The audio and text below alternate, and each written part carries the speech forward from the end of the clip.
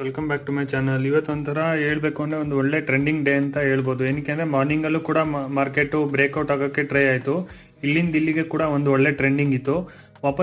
ವಾಪಸ್ all time high ಹೋಯ್ತು. ಅಲ್ಲಿಂದ ಒಂದು ರಿಜೆಕ್ಷನ್ ಬಂತು. ರಿಜೆಕ್ಷನ್ ಆದಮೇಲೆ ಇಲ್ಲಿ ನೀವು ನೋಡ್ಬೋದು ಒಂದ್ಸಲ ಹೇಳ್ಬೇಕು ಅಂದರೆ ವಿ ಶೇಪ್ ರಿಕವರಿ ಅಂತ ಹೇಳ್ಬೋದು. ಓಕೆನಾ, ಇದು ತುಂಬ ದಿನ ಆದಮೇಲೆ ಈ ಥರ ವಿ ಶೇಪ್ ರಿಕವರಿ ಆಗಿರೋದು. ಏನಕ್ಕೆ ಅಂದರೆ ಮಾರ್ಕೆಟ್ದು ವಿಕ್ಸ್ 15 ಮೋರ್ ದೆನ್ 15 ಇದೆ.